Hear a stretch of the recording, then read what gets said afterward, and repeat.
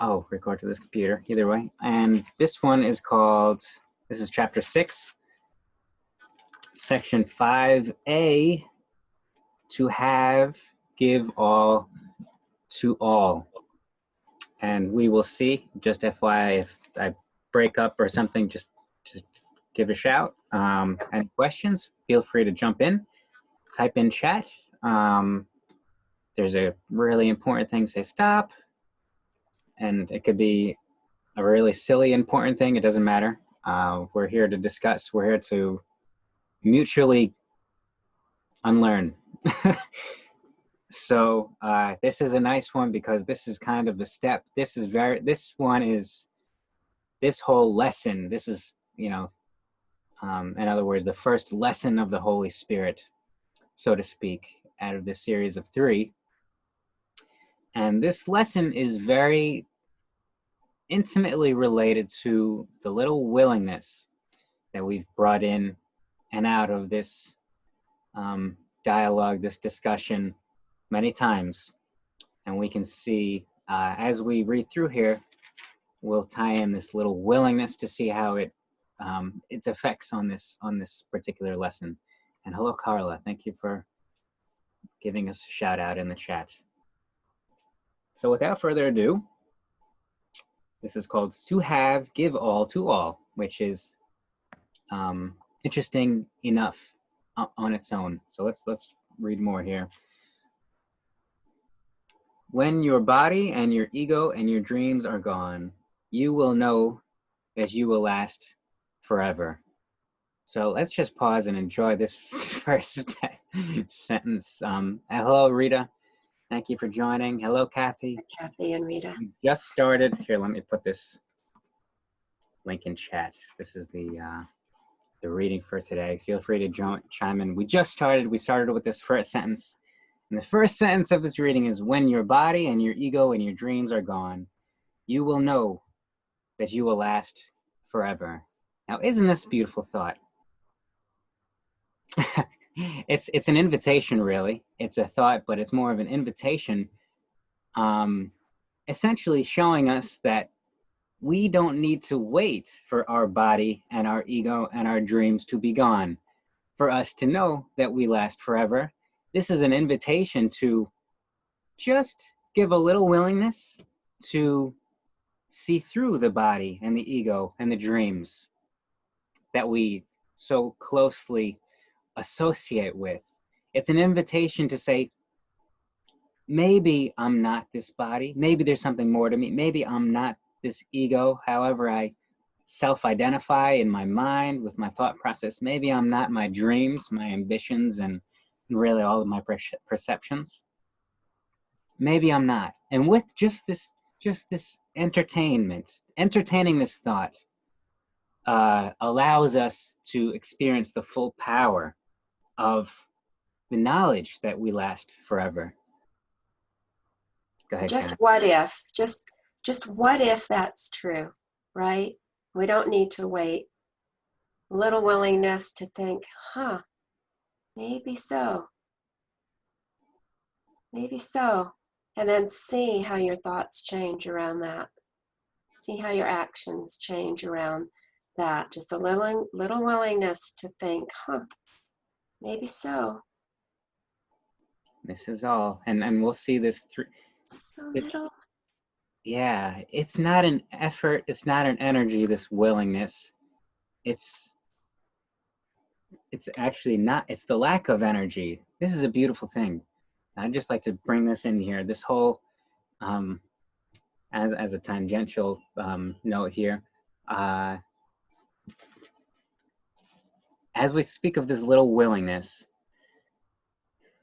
it's important to note that this is a lack of energy. And typically in these discussions, I know I have said in these discussions, I know spirituality in general often presents the lack of a substance. In other words, love is love, and then fear is the lack of love. And just if we entertain, if we really understand the concept,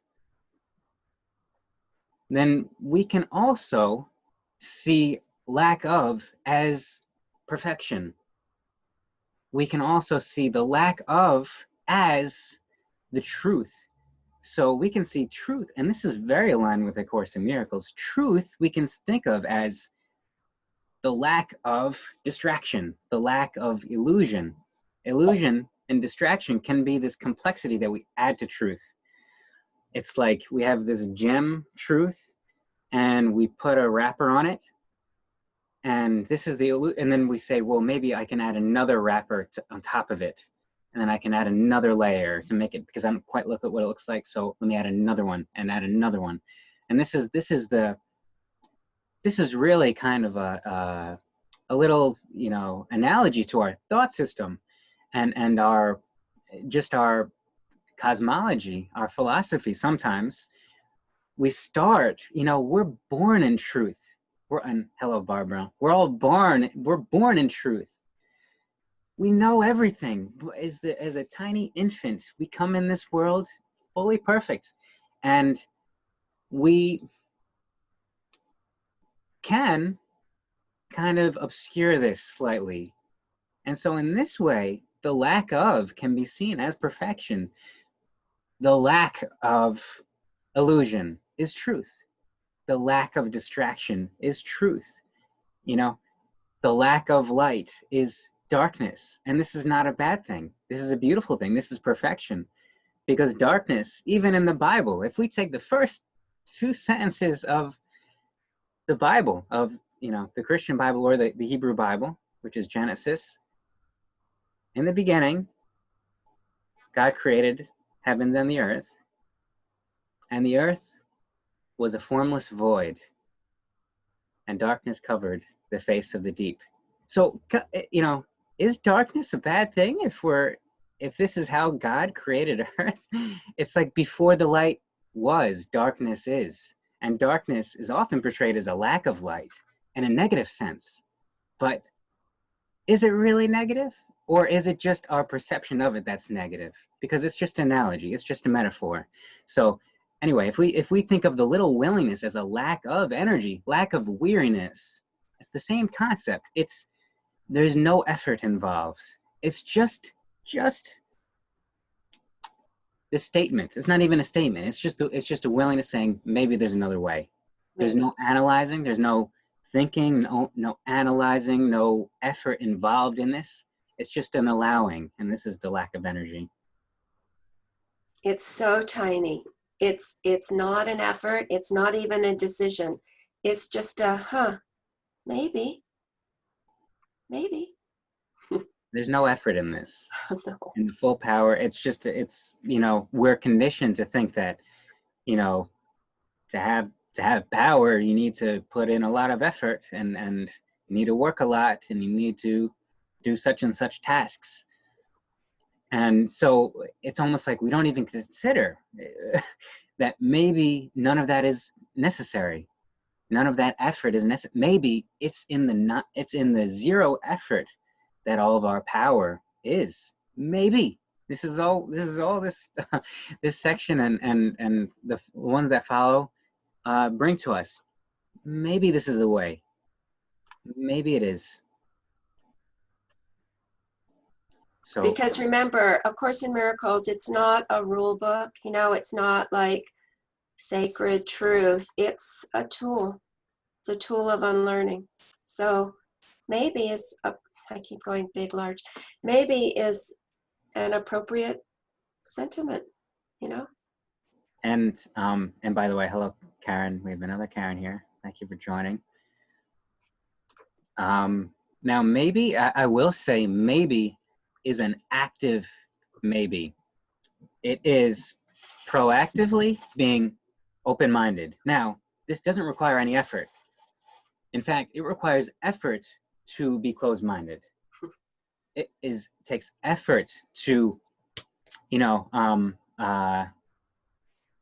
to say, no, that's not the case, and this is why. It's like we're analyzing and blocking something. It's blocking, blocking with a shield takes effort, but just allowing, we're staying here, and just, if just for reading this, or just for this segment, we're allowing perspective to be brought forth.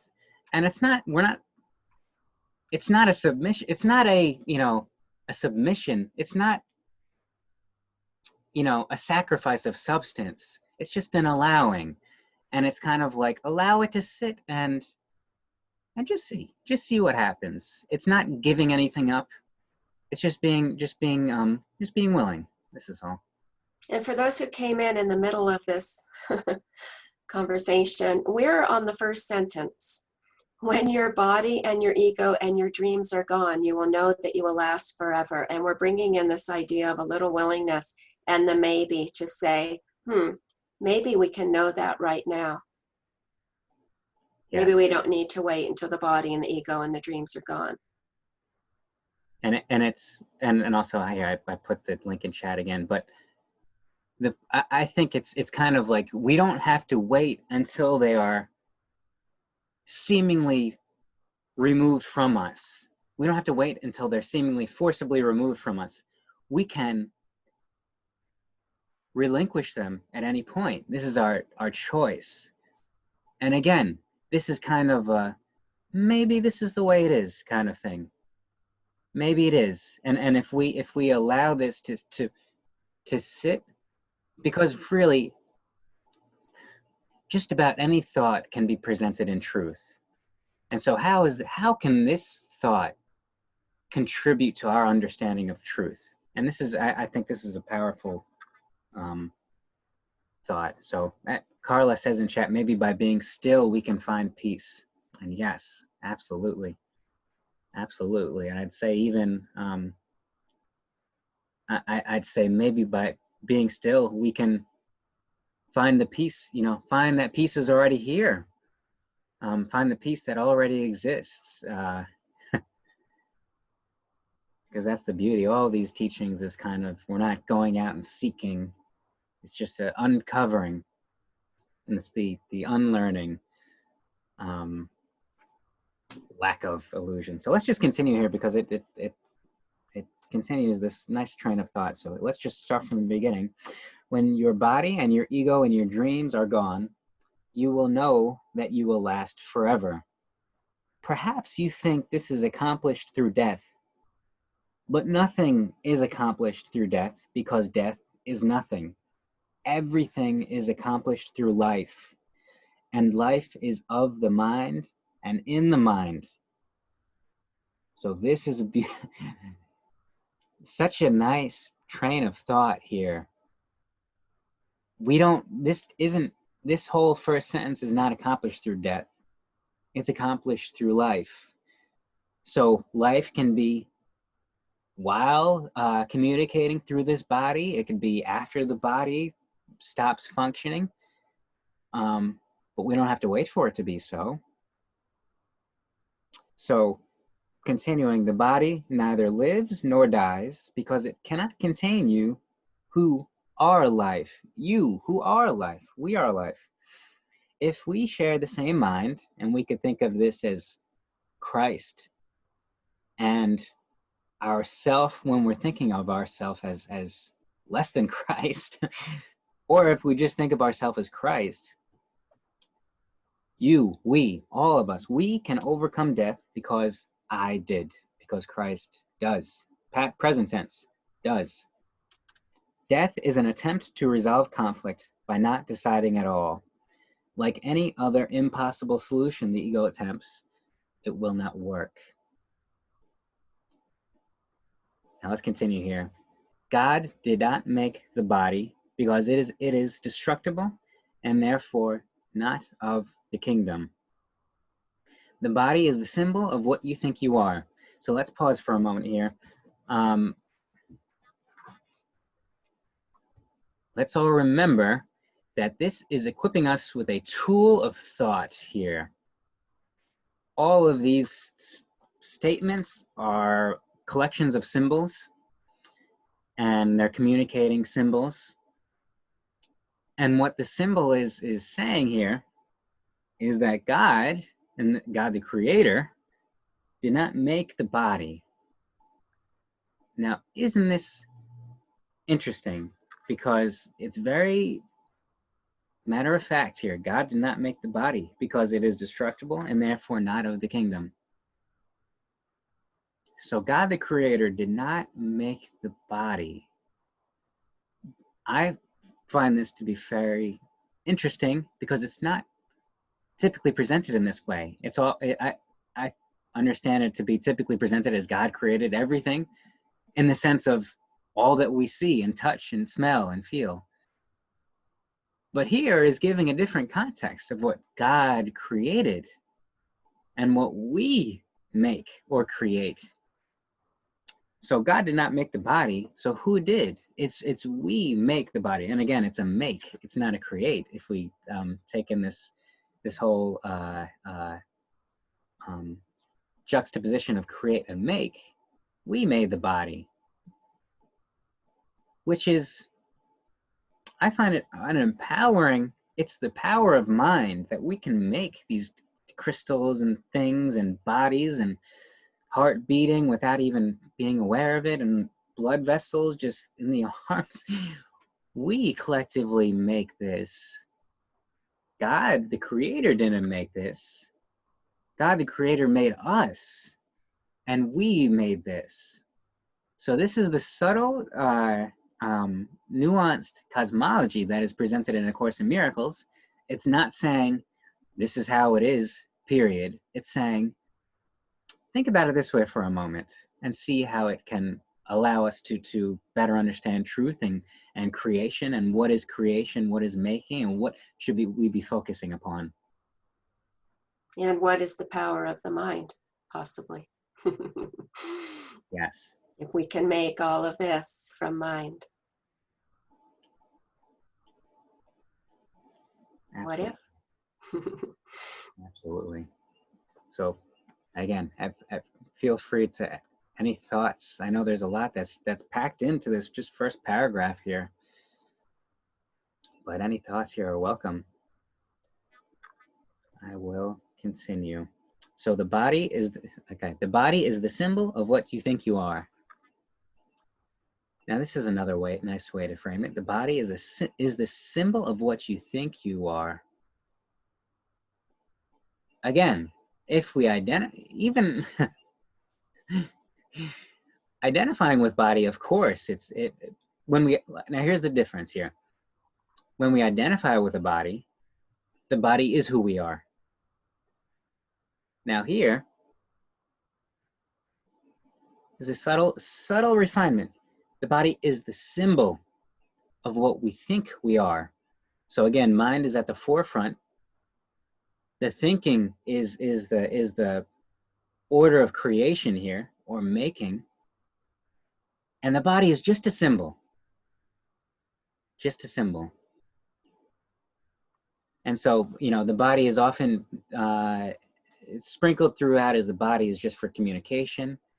The body is neutral. It's not saying the body is evil or holy in itself. It's just neutral, a tool, like a hammer, made for communication. And furthermore, we're told here that the body is the symbol of what we think we are. So let's continue.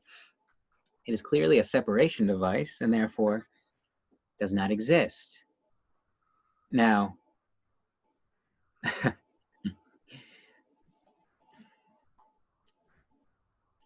does not exist. I can feel the collective angst with this sentence. What do you mean the body does not exist? But if we really think about it, now, again, this is telling, think about it, because we're thinking about this.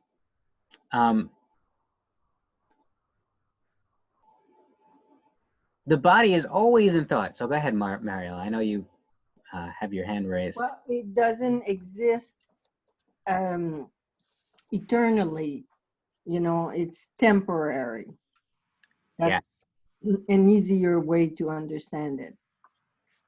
Yes. Yes. Currently temporary, and therefore is not an eternal. And even under temporary, I think we'd all probably say that the body is part of this. You know, so if we bring in this temporary, sure, the body is limiting in this sense of temporally. There's a start date and an expiration date, so to speak. And then this in between, even, but it doesn't say the body doesn't exist after it stops working, or before we're born, or before we are associated with the body. It just says it doesn't exist. So even even in the sliver of time when we're driving this body doesn't exist. Just this thought. Go ahead, What's Karen. interesting about A Course in Miracles is that it sprinkles in these statements about this and that and the other don't exist. And then it says, well, even though it doesn't exist, you can use it as a tool. You can use it as a tool, a learning device to unlearn. So it's funny, like, what does that do to your head, right? Your mind. It doesn't exist, but I'm going to use it as if it does exist. It's a pretty trippy game. I guess that's the same as using dream interpretation. The dream doesn't exist, but we can still use it. Absolutely. Absolutely. Nice. Great Thank you, analogy. Judith. Marielle? Well, supposedly the Buddha refused to answer some questions that had a yes and a no because he didn't want to take positions. So maybe that's the same thing, you know, like it doesn't exist and it exists. Doesn't exist and you can use it. I love that. Yeah. Thank you for saying that, Karen, because I think that is why it takes a group of people or what have you to help process, because it is conflicting, you know, or can be, or whatever. And so, so for me, by our sharing those thoughts, because if we didn't say, or at least for myself, if I didn't express that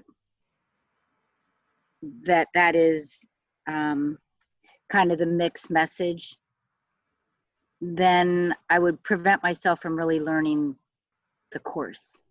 It's like what you just shared is something that we would look at that and we'd go, bubble up. And if you just hold it within yourself and don't share it, I would stay stuck there.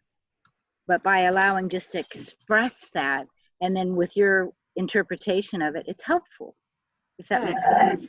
It does. Good. Yeah, we need, for me, that's why it's so important to share, because it's almost like a game, you know, or whatever, but I guess, and the message is to lighten up, right?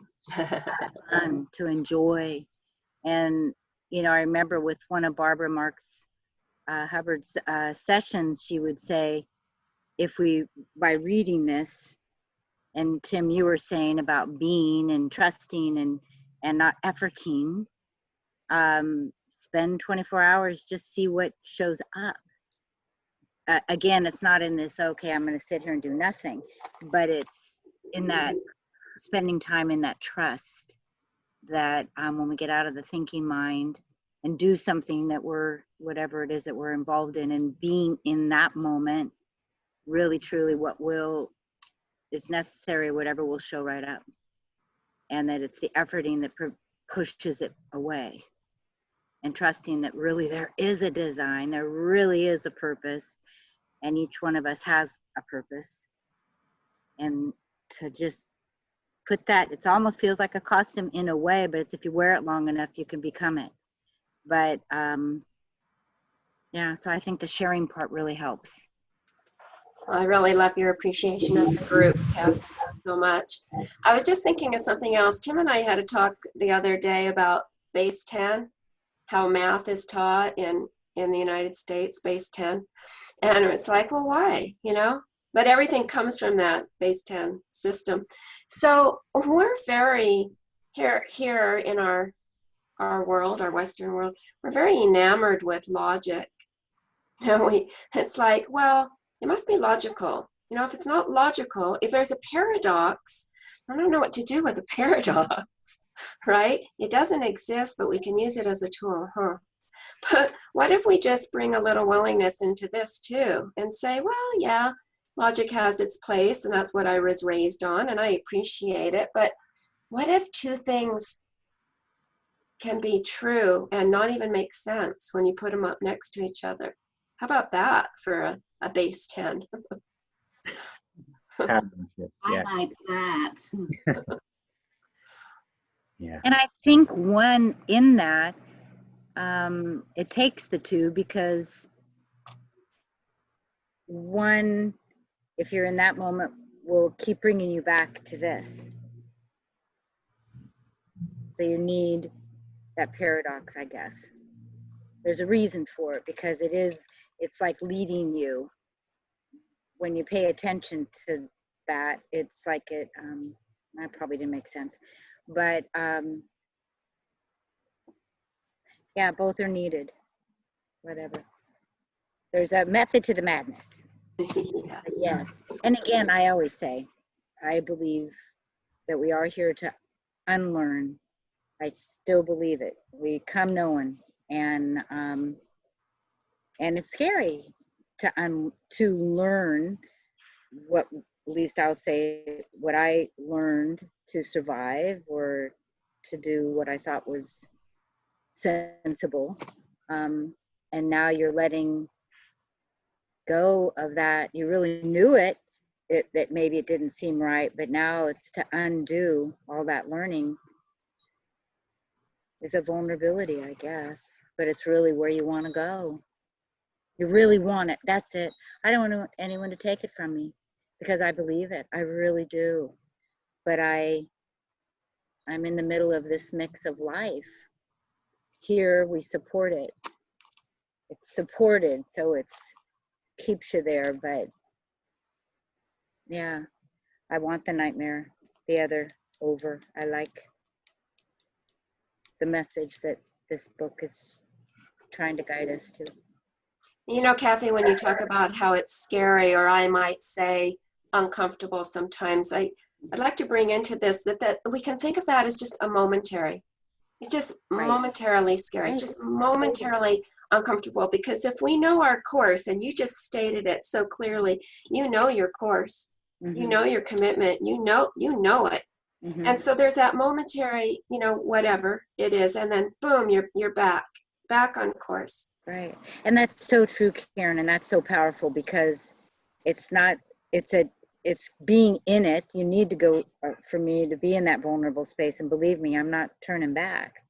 But it's in this body life that was more of a run, take cover, where here it's a whole different ballgame. So sitting in that moment of whatever is unsettled, and stay there and trust that, you know, and it passes. But it's that knee-jerk reaction of, in this body memory, wants to take me from that, to really keep me there so that I will get tripped. But it's coming back into it and staying in it, like you said. It does just go, passes. Yeah. Stay on track. Is that a redwood behind you, Kathy? Yes, these are my redwoods. Yeah, she supports you too. I love my redwoods. I have 3 of them, and of course this middle one is me, because I've always been the middle. But yeah, I love my redwoods. Yeah. I just sorry about all the bright lights. So I know I'm moving around, but I hate to put so much blast of light, and I'm in the shade, so I don't know. It's just right. Keeps following me. It's nice to see you outside. I love it. Yes. Thank you. And welcome, Teresa. Thank you for joining. Let us continue here. We are paragraph 2. So we just left off with the body and saying it is clearly a separation device and therefore does not exist. And, you know, I see another interpretation of this too. When it is seen as a separation device, then it does not exist. So the body is not inherently a separation device. We could think of it, we can say, well, obviously it's separate, but even science is saying not so much today. And so if we see it as a separation device, then it doesn't exist. So sometimes it's like, I think you got to kind of read between the lines here, and also understand that, you know, Helen is just dictating this, and maybe that there is like a fuzzy with one of the words. It is clearly, it can be a separation device, and therefore does not exist. This is more aligned with the teachings here. And also, I just wanted to bring in this whole paradox concept. You know, interestingly enough, paradox only exists for symbols. You never go in the pond and see a turtle that's a paradox. You know, it's only when we try and use symbols to make truths. When I say this sentence is not true, that is a paradox. But what truth does the sentence or these symbols have? It's more of a statement about the symbols than truth. And I think it also shows us the limitation of symbols, that we can use symbols to show something that's not true in a context that's true. You know, it's the limitation of symbol. But I think that when we present things in a way that's a paradox, often this is where the truth is brought forth. I love a quote that's attributed to Niels Bohr, one of the first quantum physicists. He says something along the lines of, the opposite of a trivial truth, something that's just a trivial truth, is simply false. The opposite of a profound truth is also true. And so you kind of have to ask the question about this: is this statement a profound truth? Or is it a trivial truth? Because maybe it's kind of maybe it's true, maybe it's not. Anyway. Well, you also have to remember that every word is a symbol, too. Exactly. Every spoken word, every written word, every character, every name. Absolutely. So if we continue here, the Holy Spirit, as always, takes what you have made and translates it into a learning device. Again, as always, Spirit reinterprets what the ego uses as an argument for separation into a demonstration against it, into a demonstration against separation. If the mind can heal the body, but the body cannot heal the mind, then the mind must be stronger than the body. Every miracle demonstrates this. And this is, you know, I think we all know the power of mind and healing here. And just a reminder, A Course in Miracles says that all healing is through mind, that mind is the healing agent. Body does not heal itself, because body is just taking orders from the mind. So when we take a pill, really what's happening is we are believing in the pill, even though it's an external substance. We are putting our belief and our faith in the pill, our mind. So when we ingest the pill, our mind can heal us because it believes that this thing is meant to heal us and that it'll heal us. This is what's often referred to as magic in A Course in Miracles.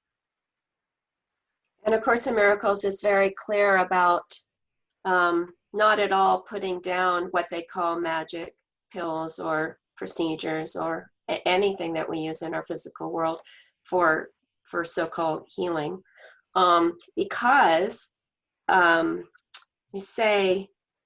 it says sometimes it's just too frightening to think that the mind can heal, that the mind is that powerful. Sometimes one just might not be quite ready for that idea. And so what they call the magic, the remedies, I mean, I take some vitamins, gummies, because they taste so good.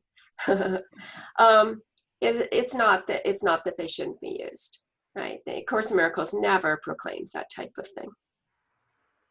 Right, and there's actually a section about this entire thing, and it's really what it's saying is that through all of this, our mind is still the one that's healing, even when we attribute it to the pill or the injection, something like this. So it's more of an empowering thing. And again, it's a tool. It's a tool. So let's continue here for paragraph 3. I have said that the Holy Spirit is the motivation for miracles. Spirit always tells you that only the mind is real, because only the mind can be shared. The body is separate and therefore cannot be part of you. To be of one mind is meaningful, but to be one body is meaningless. By the laws of mind, then, the body is meaningless. And this is the separated body. I am, in the sense of I'm over here and you're over there body. The separate body is meaningless. Any separation device, whether it's mental, it's all mental here. But if we project the mental into the physical, then it's meaningless. To the Holy Spirit, there is no order of difficulty in miracles. This is familiar enough to you by now, but it has not yet become believable. Therefore, you do not understand it and cannot use it. We have too much to accomplish on behalf of the kingdom to let this crucial concept slip away. It is a real foundation stone of the thought system I teach and want you to teach. And just a reminder, if we go to the beginning of A Course in Miracles, chapter 1, the very first sentence is, there is no order of difficulty in miracles. So this is not exaggerating when it's saying this is the foundation stone for what is being taught here. The whole concept that there is no size, there's no big or small in miracles and the realm of truth and reality. It's all the same order. All are miracles. So the small miracle is the same as the big miracle, because there's no difference. There's no difference. We've been taught to compare things as bigger and smaller and brighter and dimmer and these sort of comparisons. But all this does is separate and segment and separate, which we're reading all along here, that the separation is not real. Anytime we live in a separated reality, whether it's body or separated based on such and such rules, then we're in a meaningless existence. We've added orders of difficulty to reality and thus lost sight of all of it. So you cannot perform miracles without believing it, this whole concept, because it is a belief of perfect equality. Only one equal gift can be offered to the equal creations of God. And this is full appreciation. Nothing more and nothing less. Without a range, order of difficulties is meaningless, and there must be no range in what you offer to our brothers and our sisters and our neighbors. So here is a perfectly profound statement here. Only one equal gift can be offered to the equal creations of God. Only one gift can be offered in general. Full appreciation. No more, no less. So if we want to, and we're getting to the kind of the punchline here, if we want to, we all want a gift. Come on, gifts are so nice. We all would like a gift. In order for us to have a gift, we must give the gift. We must be the gift. And what is the gift? Full appreciation. Nothing more, nothing less. You know, the nothing more in the sense of, oftentimes there's a sentiment of, you know, what more can I be doing? What much more can I do? How much more can I help? No more than full appreciation. No more. We can't give any more than full appreciation. And this is where the lack of order of difficulties comes in. Full appreciation. Any more, we can't have any more than full appreciation. If we add more appreciation, we're taking away from it. And if we have less than full appreciation, it's no appreciation. So we give full appreciation. And this is not limited to appreciation. This is also extends to love, joy, truth. Our gifts that we embody, that we share with one another in order to receive. We don't even have to be altruistic in the sense of just doing it for everyone else. We would like to have this gift ourselves too. In order to have it, we must be full joy, full love, full appreciation in each moment. No more, no less. I would like to hear these words, so I'm going to speak them out loud. And that is to say, full means no exclusion. Full appreciation. Every person, every thought, every situation, every experience. Full. No more, no less. If we say, appreciate,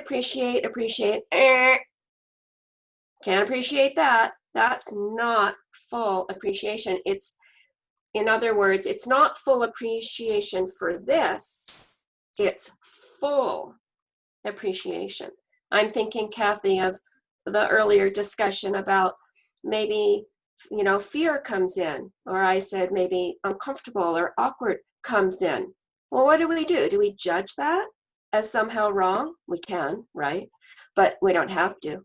That also is a part of full appreciation. It's the fullness of it. It's, to me, it makes me happy to think about this. Yes, and it's full of, as Karen says, it's full appreciation, just period. Not for something specific, because, well, we can point to something specific and say full appreciation, but not to the exclusion of others, because if it's only for certain things, then we've excluded others. So it's not full appreciation for this and not that.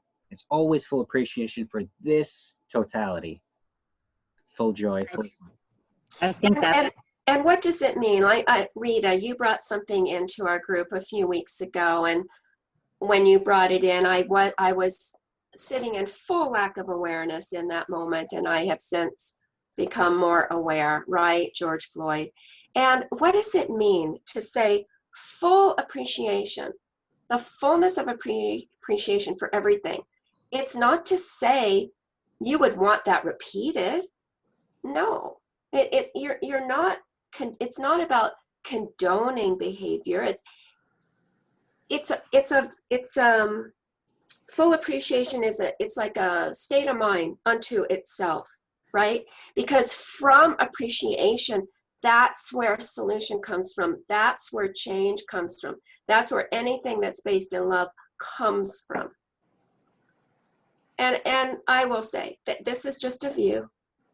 There are other views, and all views are legitimate. Not going to judge a view that is not aligned with what I just stated, because that's not full appreciation. But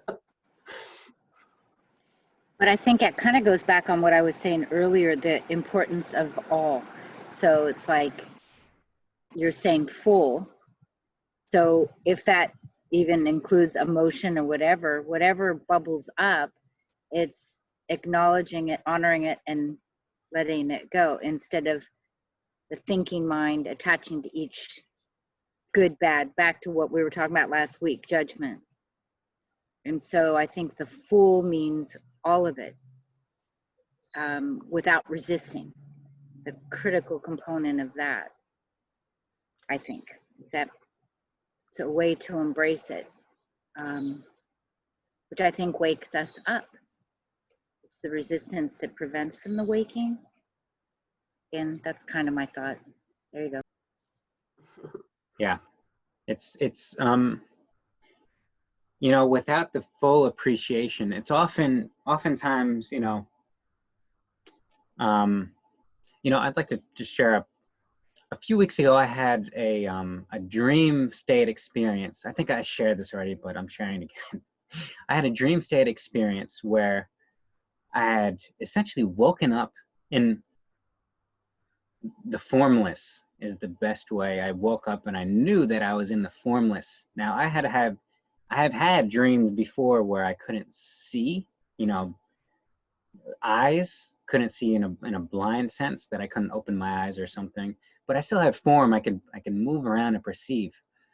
But I had essentially woken up in the formless, and subconsciously, or I guess conditionally, I think we've all been conditioned to be afraid of this. This is the space where there is no body or form or identity in any of this sense. And so we've all been conditioned to kind of be afraid of this, and to add resistance, as Kathy is saying, to kind of be fearful in this state. But fortunately, I mean, through A Course in Miracles and just through open-mindedness, there was an initial hesitancy, keeping it at bay like this, and then just an acknowledgement that it's here, and to drop this guard. And so it was kept at bay through fear, and then once the fear is gone, it was like an assimilation into this formless, into the void, this black darkness. All of what I would previously would have considered bad qualities, really, you know, like, because it's always the light, and you're always entering the light, and it's never the darkness. But why is this? And so I had assimilated into this, and this wasn't a negativity. This wasn't an evilness. The only evilness was here when there was resistance and fear of it, because it was fear that it was this. But without that, the truth of it can be brought into view. So it was really the source of knowledge, the source of wisdom, the source of all creation. And it's kind of this dissolution of all of the limited characteristics that we identify with ourselves into this timeless no place. It's not a time or space. So it's kind of like, as soon as this, then I wake up out of this, because you don't spend time in the timeless. You just wake up out of it. But it's the source of creation, and all of these things, you know, I just feel it is just so timely and perfect to really reconsider and question some of the language that we use, and to bring in these whole thought, you know, experiments that we have in A Course in Miracles, and to see the divine in darkness, to just immediately discount it and be fearful of this, because the dark is often associated with the unknown, and both are feared. But even A Course in Miracles says, why would we fear that which we don't know? It's kind of, you know, it's kind of silly to just assume that it's fearful, that whatever we don't know is fearful. So if we can just let our guard down, and this is where full appreciation comes in. I know if anyone's familiar with Greg Braden, he had a similar, in his book, he talks about a similar kind of experience where he's presented with these two extremes of the brightest of light and the darkest of dark. And he had this recurring dream, and he kept always denying the dark. And then finally he said, I'm not going to judge either one. And he's never had the dream since. He had a very profound experience. So it's like, I think we as a spiritual community can really make an impact on all of these things that are happening right now, on things which really are, if it weren't harmful, it would be silly, like to judge someone on the level of darkness of skin. You know, it's silly. But we spiritual community can make a profound impact by bringing the sanctity of darkness into this conversation, and in our own mind look for where we can apply these concepts into darkness, so that we can present dark in a holy way, just as light is. Because subconsciously we're all ingrained with this sort of unfortunate conditioning, where it was helpful at one time to understand the light is holy and the darkness as, you know, the lack of lightness, and it's fearful. But now we can kind of see the full story, and let's put the divinity of both on the table. So I know this was a segue, but I just wanted to bring it in, because I'm so excited to speak about this this divine darkness because it's beautiful and it's everywhere. Darkness is before light was. Darkness is the original state. Darkness is always here unless there's light to distract from it. You know, light can be turned on and off, but darkness is always here, just like truth, just like God. God the creator is formless. When we think of form, we are of, you know, this world of form. It was not created by something with form. It is created by the formless. Time wasn't created by time. Time is created by the timeless. So the timeless, formless, void is the source of all that we see. And there's just a beauty to this. It's like God the creator as the void. It's a different image than I've ever been exposed to, but I think it's a very powerful one. Anyway, Kathy, I segued off yours. What's bubbling up is once again all is needed. It's all, and what bubbles up out of me, it's love. It's love, and to me that, yeah, it's I guess I see it, you know, when that little trip of darkness, how we'd interpret it, I see it, the ego at work. Man, we'll grab that moment. But again, it's letting it flow through, but it all is needed, all is a part of us, and to love all and everything, all that is. And it really is. If we just did that, if we really got that, and I look at my life and I go, wow, any decisions I've ever made when if I gave myself that pause for a moment, because not to make a decision in that moment of fear, let it travel through, but get back into that trust of love, and the other isn't real, I'll sure make the next step, whatever it is I'll do, will be a much more loving decision for myself and for everything around me. It's love. And anything is a resistance of that in the vibration, because we know love is a vibration, and anything resisted is where it bubbles up into something and goes in the not correct direction. Today I see it as that hopping on that wave, and that big wave and ocean is behind me, and get in front of that wave and ride it. It's so easy. But if I turn around and go swimming against it and fight it and don't like it, I will drown. But there she goes. She's rambling. Okay, thank you. Just Oh, love no, was bubbling up. you can always ramble about body surfing, Kathy. No problem. Rita, I would like to address the question you put in chat quickly, because, you know, I was talking personally about appreciation. And so what it means to me is a trust that there is an order, that there is an unfolding. And even in something like that, which obviously was, you know, I'll just say not a beautiful moment for humankind. Let's just put it that way. There's my appreciation is for the opportunity that is in that moment.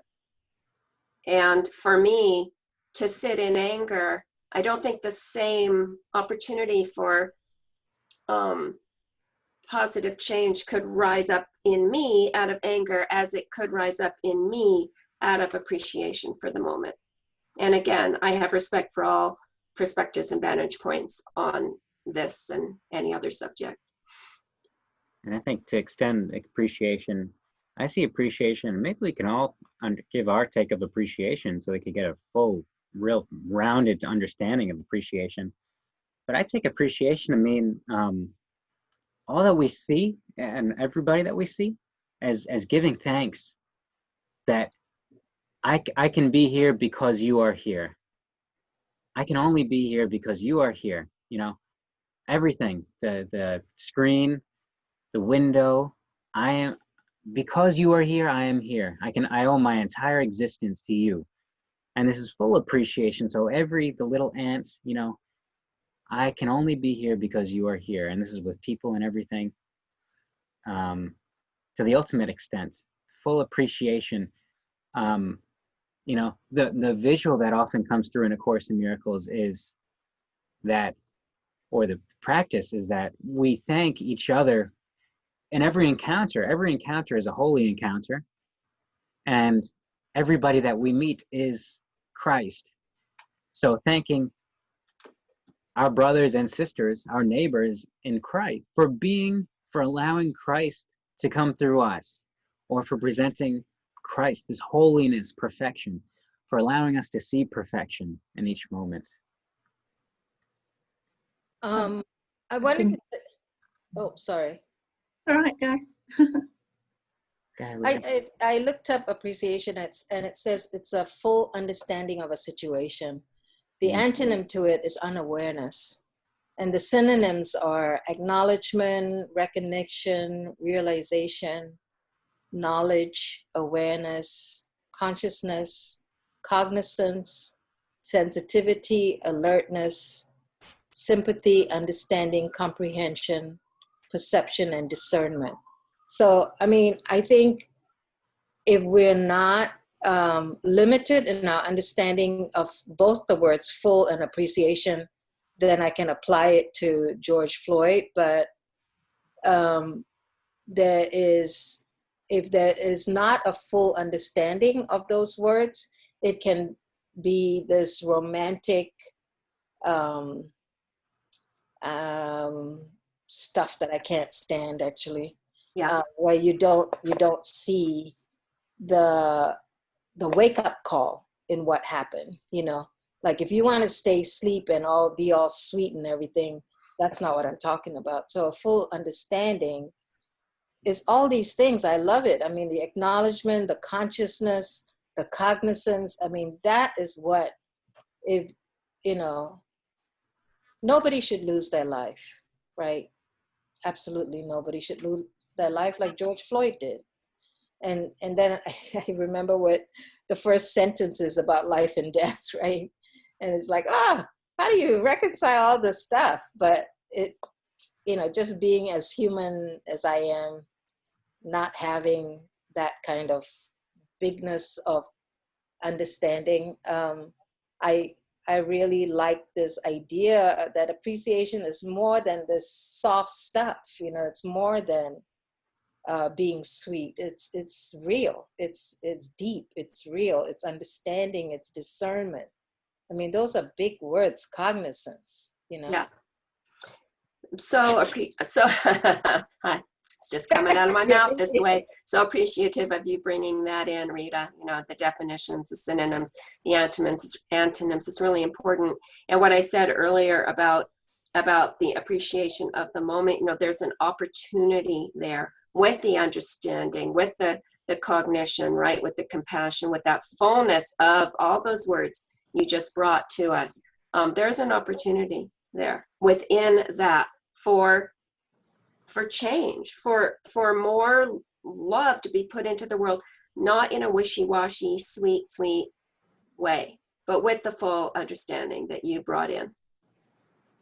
Yeah, I love this full understanding. I've never associated appreciation with full understanding. That's a beautiful way to put it. It is. And to me, that's the delicate part of the misunderstanding of for no one. I've been spending a lifetime of, as I've always said, fighting the rage and anger and harm to any human being. But the opportunity here, I see the healing, the wake up, so that his life, no one should be harmed in that way in my mind. But now that's going to the judgment place, but I just see it loaded with gifts. I do. And that isn't a Pollyanna. It's a darn truth for me. What I've observed is it's a unifying, I'm seeing unifying take place. Awareness, wake up, all those things. So in that way, you know, it's not to be wasted, I guess, that whole experience. I see it as bringing people together. Not everyone, I guess, I don't know, but that's how I look at that. It can't go on. We're not here to harm one another. But if it does take place, then wake up. It's at least an opportunity Have to. that. Go ahead, Judith. I think when you have that full appreciation, like the Holy Spirit is using every situation to take us home, if we can fully appreciate that, and also fully appreciate that every situation is to help us to understand ourselves, that full understanding of our oneness with each other, that takes us to that unity. When we fully appreciate everything and see that oneness, then it can't but give us understanding to know ourselves. Thank you. Absolutely. I see it as taking down the barriers. I really do. As much as it make, you know, last week that's where I was struggling a little bit, is because obviously on everything that was going on and my mission, I thought I'm going to look at everything differently now, but in wanting to open people's minds and hearts to stop harming another human being. But I really see it as exposing to the heart of the matter what really matters, and use it, you know, have it be a wake up, an opportunity for that. I feel it. I really do. I do. And I still think COVID had us more open and more vulnerable, possibly, as crazy and all that's taken place with that. But I think it's like a full exposure. So I see that as a great timing, and if it had to happen.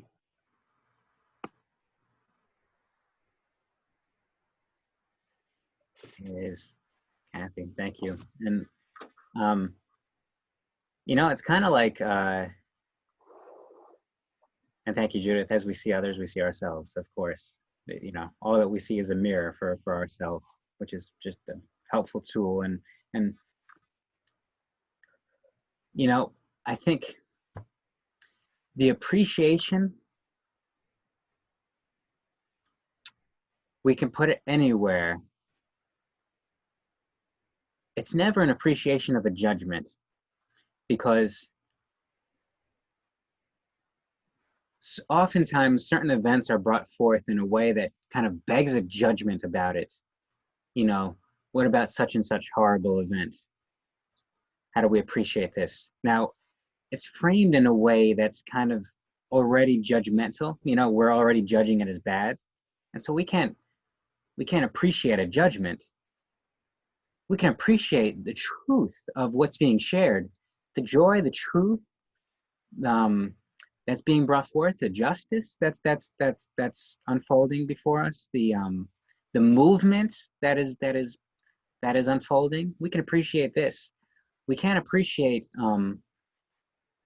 if we're judging, you know, even things that are just seemingly bad. Like, we can't judge, as we see with how George Floyd was killed. We can't even judge this as bad, because then we're taking a limited, if we go back to the original, the definition of appreciation, we're taking a limited understanding of something.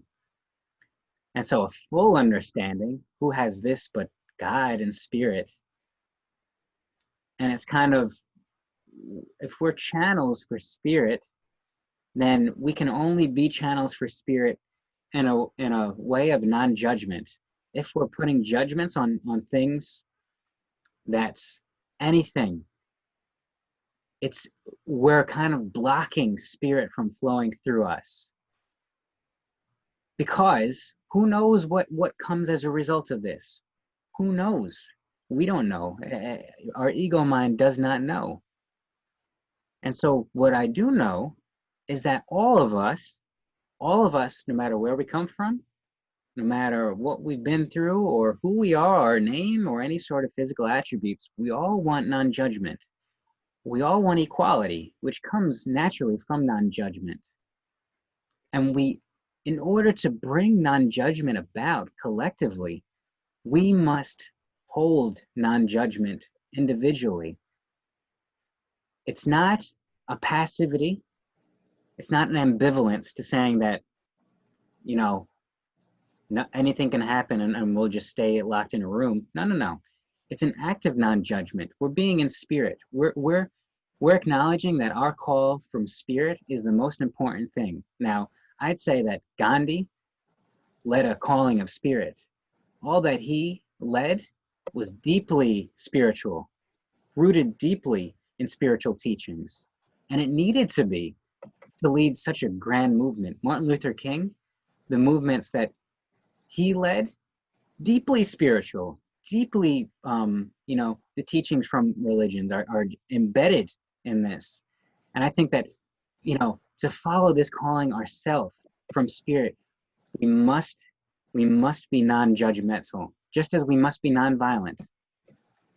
Violence, we can't separate the means from the ends. We can't get peace by being violent.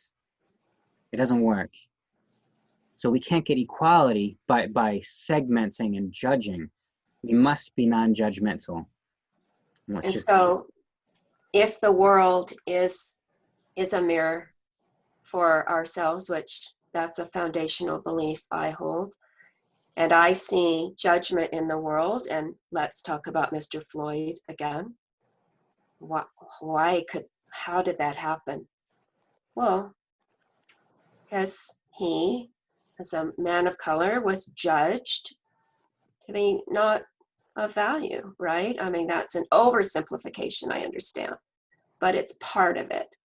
So judgment, so I see judgment in the world, and I believe that is a mirror, that's a projection, a manifestation of what's here. So what can I do? One individual person, what can I do? This personality, Karen Gordon, I can look inside of myself. Well, I can do as I did, made a vow of non-judgment, and I can course correct. If I see myself judging something, I can say, oh, there it is in me. Okay. And then come back to my commitment. I'm committed to non-judgment. And so it just dissolves on the spot. And then I swivel over here and, oh, there's another area. Okay. All right. That in me. That for me, this is the only way there's going to be a change in the world is to observe where it is. And then in the observation, it falls away, it dissolves. It's a very, I see it as very, it's fully empowering. I think we all want to be a part of this movement. It's not so much a change, change is neutral, but there's a movement unfolding here. There's a trajectory, there's momentum building in this movement, and we all want to be a part of this. And we may not, have the means to march in the streets and so forth, but we have a tool that may be even more effective in bringing this movement, and that's our perspective. That's our dynamically selected perspective. Our perspective is dynamic. We get to choose it. And how we choose our perspective, how we select it, determines all that we see, determines how our own life unfolds, and determines how the lives around us unfold. So we individually can take this perspective, and it is fully empowering, because this is the greatest gift that we can offer to the world. And just to, I understand Rita brings in, it's hard to hear that the death of George is not bad, of course, but I trust, that this is part of the will. I trust that all is in divine, that this is in divine order, because I don't think anything is more powerful than God to overrule God's will. I know, and this is the trust, maybe I think Karen brought in the trust that is brought in.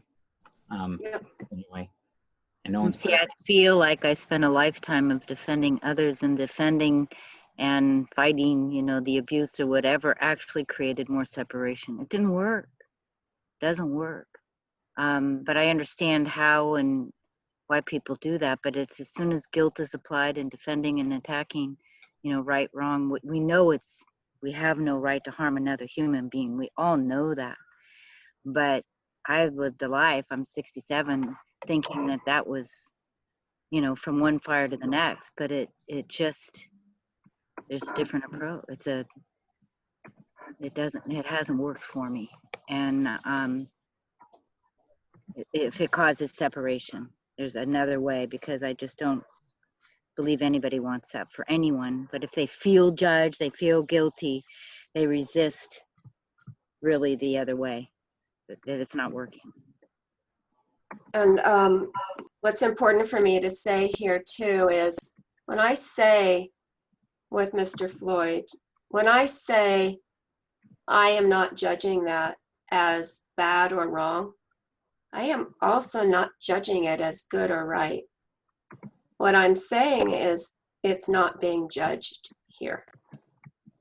And I think that's important, because it can feel sometimes like if you don't stand up and say that's wrong, and actually there's some kind of slogan and bumper sticker to this effect. Like if you don't stand up for one thing, you're actually standing up for something else, you know. But for me, it isn't that.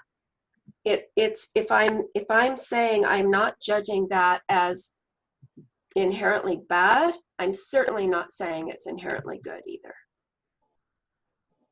And also, this is not an ambivalence of non-judgment.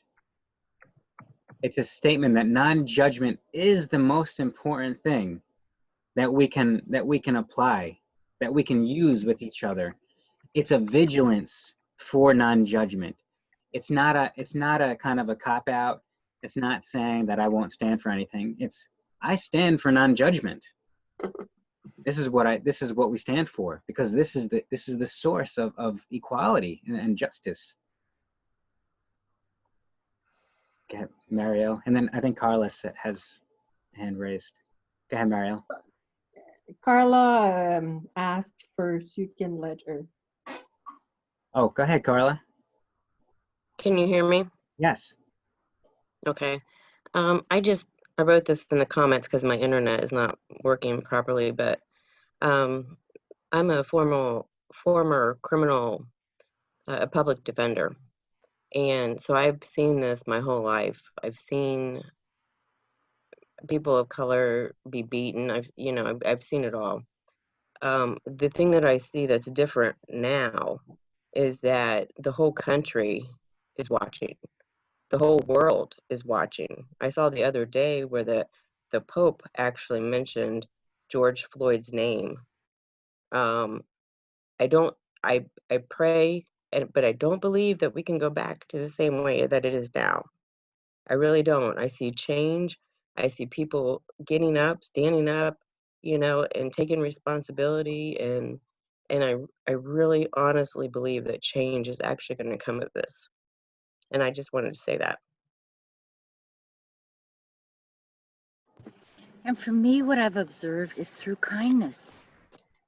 But that's the only way. And yet for me, what I'm learning, it's really, I had to start kindness for myself and understanding what that really means.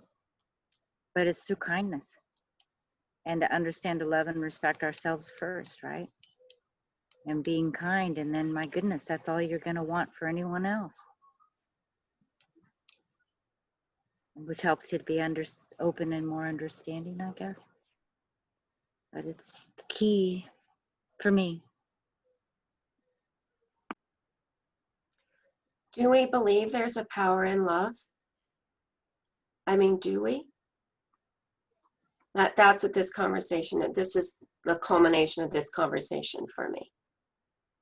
It's not about this one particular instance, which was tragic. It was awful. To put words on it. But do I believe in the power of love? Do I believe in God? Do I believe in love? Do I? Maybe I do. Back to the maybe we started this conversation with, a little willingness. Maybe I do. And maybe that is it is a complete shift in perspective about what this world is and can be. And again, that's the importance of this, what we're doing and showing up. And I don't know, I just have observed in my life, there is so much of others judging themselves in a way where they keep them separate. And with this But I believe the Course is teaching us to remember that, to love ourselves, that going there first, that's the key component. And when we show up and we share as we do, and where we, you know, the highs, the lows, the good, the bad, whatever, show up in sharing that, then we really peel away to be able to be exposed to understand that we really are loved. And then the separation dissolves. But yes, Karen, it's back to the trust, to really trust and believe in the power of that. I was just with my grandchildren, and oh my goodness, you want to learn the power of this message. Be with little people. You watch them, and oh my God, it's like, I'm not carrying any of my heaviness, my past, whatever with me. I'm here with these little people, and they are the best teachers. They're fabulous because they love everyone. They don't see the skin colors. They don't see, you know, any of that. They're pure. And it's, they're fabulous. I think when there are big things that come up, like what's going on in the world at the moment, it really does give people the opportunity to do the work within themselves. Those that are feeling powerless, it's like, okay, I can choose again, like what I wrote in there about seek not to change the world, but our mind about it. It gives us that opportunity to do it in both ways, change our minds, and then that brings about the change in the world. It gives us inspiration if we're coming from that place of that love and appreciation to make useful changes rather than what you were saying before, coming from a place of anger. Absolutely, Judith. And it's, we must change our mind about the world for it to change. And if you are full in this moment and in that understanding that you are loved, you wouldn't harm another human being. You wouldn't cross your mind. There would be no reason to strike out at another. It's, You know, regarding activism, Eckhart Tolle talks about activism in his book New Earth, and he says that it comes from the suffering body. I'm not sure what's the exact translation, and that often, like an environmental group, I've been an activist for like 16 years for Sierra Club, but often in these groups, the suffering body comes up, and then there ends up to be fights within the group. But also there's something as subtle activism. I don't remember what was the exact term. It's like being an activist by sending energy or sending Reiki or prayers. And in this part of my life, I'm more doing subtle activism. But I guess there would be a way to try to lobby in a positive way, asking for good things. But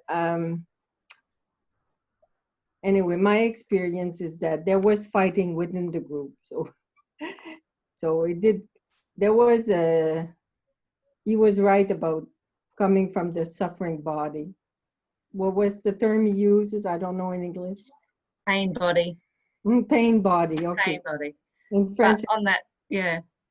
Yeah. But I know Gary Renard says, though, I mean, you may still feel inspired to be an activist, but if you're coming from a place of love rather than hate, then you're extending love.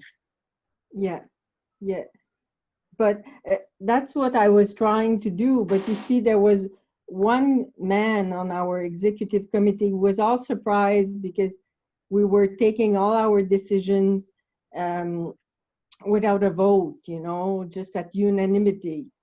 And for him, it was not good because he liked politics. He had been a mayor, and and there had to be a vote. So some people would have to be for something, and some people against. And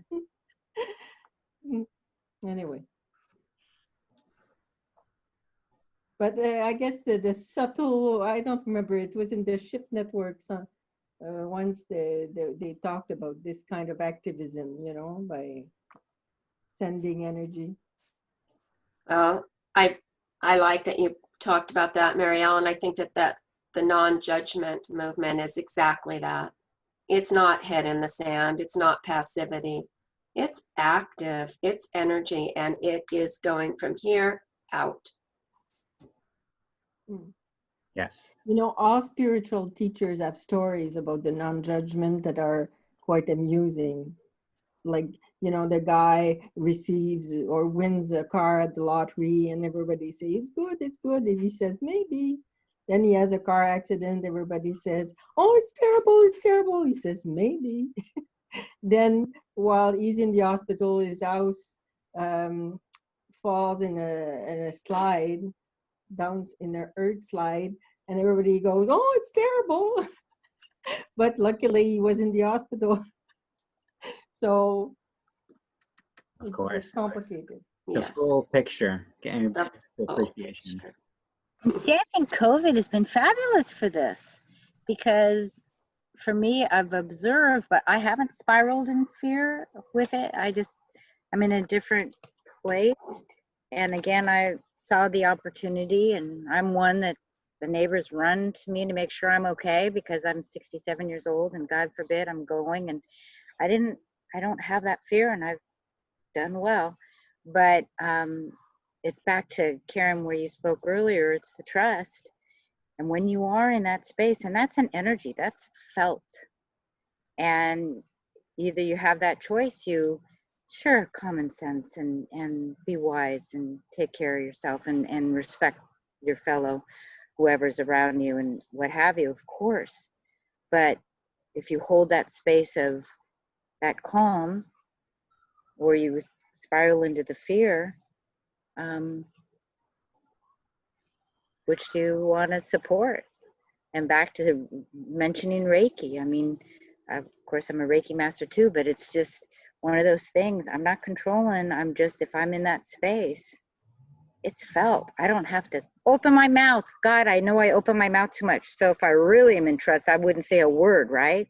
So either all the ones that don't speak are so wise and so beyond me and have it all figured out, or observing, listening, what have you. But for me, but if I could just radiate it without saying a word, I'm getting it. This is the demonstration. It's not just, it goes beyond a belief or a philosophy. Yes. And I will say that this outrage, just as the media was critical for the days of for the civil rights movement, and photos spreading around the world of people standing there getting beaten with clubs, there's an obvious innocent party and an obvious party that's being obnoxious and in the wrong, so to speak. When it's so obvious, this is where this movement can happen. George Floyd was not fighting back. He may not have been able to fight back. And because of this, because he was just sitting there, it's so clear and obvious that this is no more of this. You know, the whole world says no more. You know, it's obvious. He wasn't, no matter what he had done before this event unfolding, just like the people standing getting beaten with clubs or being sprayed with hoses, it's the same kind of, this is the power of nonviolence, and by extension the power of non-judgment. You know, sometimes we can see it easily, but it's really, it's deeper. It's more of a deep, connection that every so often we get to see an obvious playing out of it.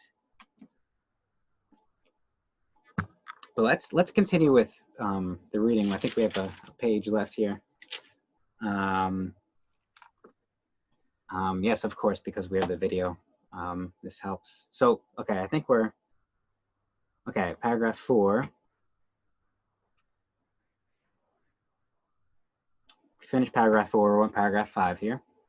The Holy Spirit, who leads to God, translates communication into being, just as spirit ultimately translates perception into knowledge. We might as well, Karen, add the translator with a capital T into the list of names for the Holy Spirit. All right. You do not lose what you communicate. This kind of gives perspective into communication. What are we communicating? And if we don't lose it, is this a truer understanding of who we are? So you do not lose what you communicate. The ego uses the body for attack, for pleasure, and for pride. The insanity of this perception makes it a fearful one indeed. The Holy Spirit sees the body only as a means of communication, and because communicating is sharing, it becomes communion. Perhaps you think that fear as well as love can be communicated, and therefore can be shared. Yet, this is not so real as it may appear. Those who communicate fear are promoting attack. An attack always breaks communication, making it impossible. In other words, therefore, it's impossible to communicate fear because trying to communicate fear is just breaking communication. Egos do join together in temporary allegiance, but always for what each one can get separately. You know, we think of these truces and these deals and these handshakes. I'll give up this and you give up this and we'll be even. This is the ego kind of deal. The Holy Spirit communicates only what each one can give to all. Spirit never takes anything back because Spirit wants you to keep it. Therefore, Spirit's teaching begins with the lesson. To have, give all to all. This is a very preliminary step and the only one you must take for yourself. It is not even necessary that you complete the step yourself, but it is necessary that you turn in that direction. Again, the little willingness, if we're bringing this back into, it's just a turn, it's just, you know, just a turn like this. Okay, we're turning in this direction. And it's a thought reversal, obviously. So just the willingness to even entertain this is a big thing. So let's just continue here. Having chosen to go this way, you place yourself in charge of the journey where you and only you must remain. This step may appear to exacerbate conflict rather than to resolve it, because it is the beginning step in reversing your perception and turning it right side up. So in other words, when seeing things from an upside down perspective, when being shown that it may be upside down, it's kind of like, it's like a threat to our very being, because we hold our thought system so close as a child, as if it were a child of ours, our thought system and our paradigm and our perspective. We take it to be one of our creations. We hold it very dear. So anything that seems to contradict this is kind of like an attack. And we may hold it like this, hold it at bay, because it's a threat to our very existence if we associate ourselves with our perspective. And again, this conflicts with the upside down perception you have not yet abandoned, or the change in direction would not have been necessary. Some remain at this step for a long time, experiencing very acute conflict. At this point, they may try to accept the conflict rather than take the next step towards its resolution. Having taken the first step, however, they will be helped. Once they have chosen what they cannot complete alone, they are no longer alone. So what a beautiful way to end this. Well, we take something, when we make the statement and we say, you know, God, Spirit, I can't do this alone. I need some help here, in a sense. But I'm going to make the step towards it. We've already made the statement. We've released this statement. We've released this intention, this thought that there is something greater than my ego self that's contributing to this here now. And I'm taking a step in that direction, in this direction. Once we take the step, full help is here. It's never the little willingness alone. It's never just our little willingness. It's our little willingness combined with the full power of God and Spirit. But we need the little willingness. We need to just turn in this way. We need to just open the eyes, the spiritual eye, or we need to not hold the door shut, really. This is the little willingness. And with this willingness, it's kind of like, without the willingness, it's like this, and then, oh, it's a release. Just need to let go of the tension, and everything is provided here now. So, by the way, hello, Mother Karen. I'm sorry we didn't welcome you. I know you've been here for some time. Thank you for joining us. So before we sign off here, I know we're over time here, so thank you for staying here. Rita asks, is the body being put down? And body includes the heart. And we know how powerful the heart is. Yes. Now, Rita, I'm very glad you asked this. The body is not being put down. The body is just being presented as a neutral tool. Just as a hammer is neutral, you can build a house with a hammer. You can tear down a house with a hammer. It's not putting down the hammer. It's not making the hammer holy. It's just a tool. So if we could think of the body just as a tool for communication, then it can be a useful tool. Rather than, I see Karen in chat says, if it's a tool for separation, this is the destructive hammer. Tool of communication is a useful tool. So thank you, Karen. I should have read your chat first. And about the heart. Now, again, the heart really, I would say that when we speak of heart, the physical heart is the embodiment of what we're talking about. But the heart, this intangible, this non-physical heart, this spirit part of us, this feeling state, just as mind can be embodied by the brain, you know, the brain is an embodiment of mind. We can look at the brain and get some insights into the mind when we observe the brain and look at the cells and see how they interact with one another and see how they're shaped, how the brain works. We can get some insights into the mind, but the mind is controlling the brain. Just as the heart is the embodiment of maybe spirit or just this feeling state. And we can get some insight into this by looking at the heart and by using it as an analogy and as a tool for communication. And it's kind of just in the background beating steadily. And our time kind of is dictated by the heart. And it says so much about who we are, but it's still an embodiment of a deeper aspect of ourself. So I hope this is somewhat clear. I hope this can be a useful tool for thought with the heart. Go ahead, Karen. I know you have something to add here. I don't know which Karen. We had 3 at one time, not me. The other Karen have something to add? If not, I know Jane. Go ahead, Mother. Well, for the body, we're spiritual beings having a human experience. So we have to remember the essence of who we are. We are sources within us, and we have the power to create miracles in our lives. But that's not the body, it's the spirit within us. So when we tap into who we really are, that's who we really are. This is wrapping paper. The present is inside.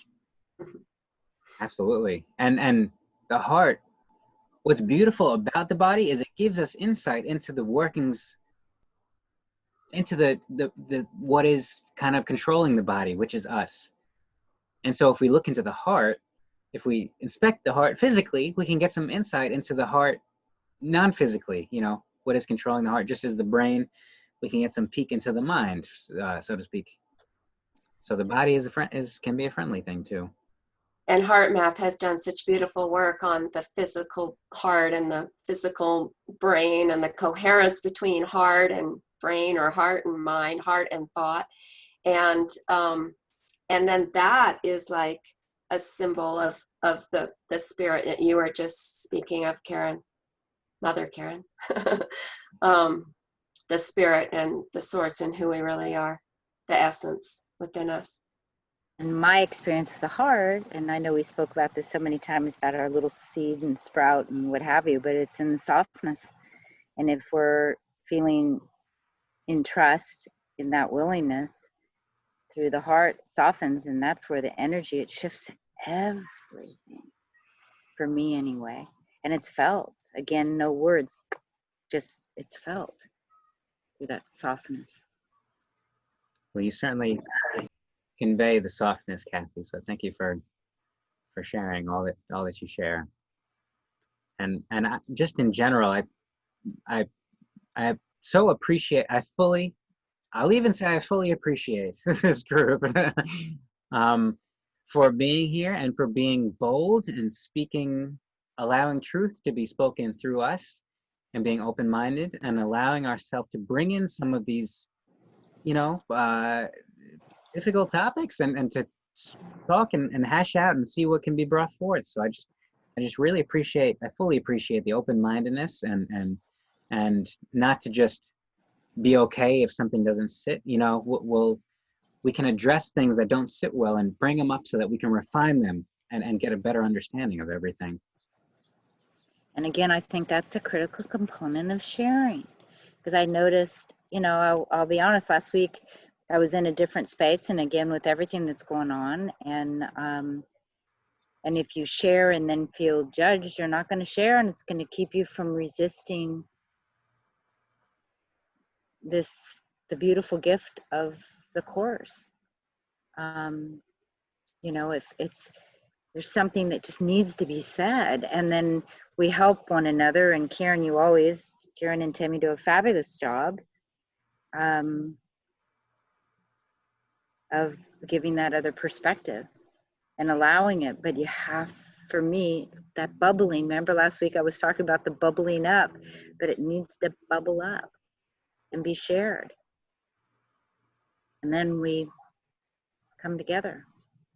It's really beautiful. I love it. I love you guys. Thank you for everything. Love you too. Yes, we do love you too.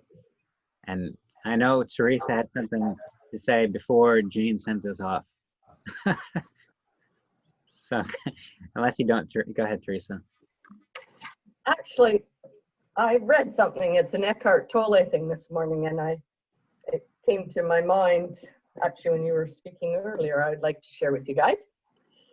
And to offer no resistance to life is to be in a state of grace, ease, and lightness. This state is then no longer dependent on things being in a certain way, good or bad. Beautiful. We talked about that in all kinds of ways today, last week, and the week before, right? There's like things I can think of that. So I read that this morning and I thought of you guys. And I feel the wow moments. It offers the wow moments. There's a lot of those wows because it's a different perspective of the letting go, not the resistance for me anyway. But man, that just grows. It hasn't worked for me at all. Yeah. So the course allows the wow waking moments. Yes, indeed. And again, next week we go into the second lesson, which is, so this lesson we kind of made the step into the thought reversal. The next week we kind of make a decision about what it is that we want, and it's peace. Spoil the surprise. So go ahead, Jane. Give us something closing thought. I send you all my love, peace, and joy. And see if you can feel it coming. We do. And it's returning, Jane. I can feel it. Good day. Good. Thank you, Jane. Thank you, everybody, for joining us today. Thank you all. Love you all. God bless. Love you. Love you.